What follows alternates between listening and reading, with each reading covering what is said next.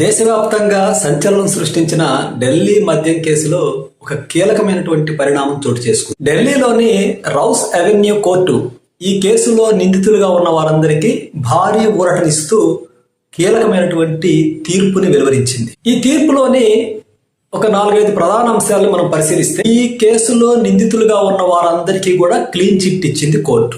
ఢిల్లీ మాజీ ముఖ్యమంత్రి, ఆమ్ ఆద్మీ పార్టీ అధినేత అరవింద్ కేజ్రీవాల్ తో పాటు మాజీ ఉప ముఖ్యమంత్రి మనీష్ సిసోడియా, అలాగే కల్వకుంట్ల కవితతో పాటు ఈ కేసులో నిందితులుగా ఉన్నటువంటి దాదాపు 23 మంది వ్యక్తులకు కోర్టు క్లీన్ చిట్ ఇచ్చింది.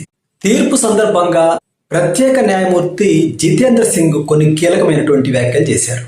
న్యాయమూర్తి సిబిఐ దర్యాప్తు చేసినటువంటి విధానం పట్ల చాలా తీవ్రమైనటువంటి అసహనాన్ని వ్యక్తం చేశారు.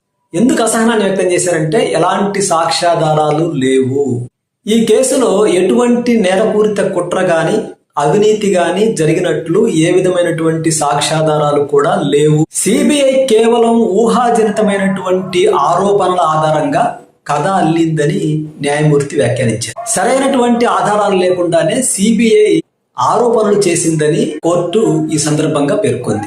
కోర్టు ఈ సందర్భంగా సౌత్ గ్రూప్ అనే పదాన్ని పదే సిబిఐ తన నివేదికలో పేర్కొనటాన్ని తప్పుపట్టింది.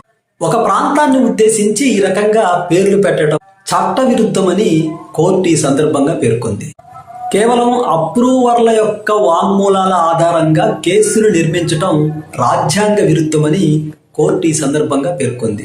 అయితే ఇప్పటికే సిబిఐ రౌస్ అవెన్యూ కోర్టు ఇచ్చినటువంటి ఈ తీర్పు పైన ఢిల్లీ హైకోర్టులో అప్పీల్ చేసింది. పలు కీలక అంశాలను కోర్టు విచారణ సందర్భంగా విస్మరించిందని సిబిఐ తన యొక్క అప్పీల్లో పేర్కొంది. ఢిల్లీ మద్యం కేసు భారతదేశ చరిత్రలోనే అతిపెద్ద రాజకీయ కుట్ర అని కేజ్రీవాల్ ఈ తీర్పు అనంతరం వ్యాఖ్యానించారు. చివరికి సత్యమే గెలిచిందని కేజ్రీవాల్ పేర్కొన్నారు. అంతేకాకుండా ఆయన ఈ సందర్భంగా తీవ్రమైనటువంటి భావోద్వేగానికి గురై కన్నీటి పర్యంతమయ్యారు. అంటే ఎలాంటి ఆధారాలు లేకుండానే కేవలం కక్ష సాధించడం కోసము లేదా ప్రతిపక్ష పార్టీలని వేధించడం కోసము దర్యాప్తు సంస్థల్ని దుర్వినియోగం చేస్తూ ఉంటే మరి ఈ డ్యామేజ్కి ఎవరు బాధ్యత వహిస్తారు? ఎందుకంటే ఢిల్లీ ఎన్నికలకి ముందు ఆమ్ ఆద్మీ పార్టీకి చెందినటువంటి నాయకుడు కేజ్రీవాల్ తో పాటు ఉప ముఖ్యమంత్రి, అదేవిధంగా అనేక మంది మంత్రులు కూడా జైలుకి వెళ్ళినటువంటి పరిస్థితి.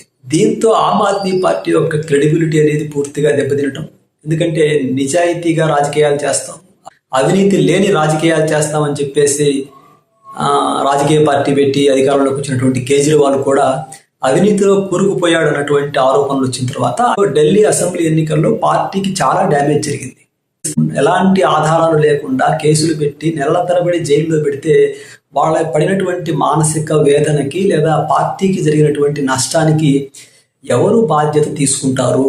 ఎందుకంటే చాలా కాలం నుంచి మనకి కేంద్రంలో ఉన్నటువంటి పార్టీలు తమ రాజకీయ ప్రత్యర్థుల్ని ఇబ్బంది పెట్టడం కోసం లేదా రాజకీయ ప్రత్యర్థుల్ని వేధించడం కోసం కేంద్ర దర్యాప్తు సంస్థల్ని సిబిఐ కావచ్చు, లేకపోతే ఈడీ కావచ్చు, లేకపోతే ఇన్కమ్ ట్యాక్స్ డిపార్ట్మెంట్ లాంటి వాటిని దుర్వినియోగం చేస్తున్నాయి అన్నటువంటి ఒక వాదన ఎప్పటి నుంచో ఉంది.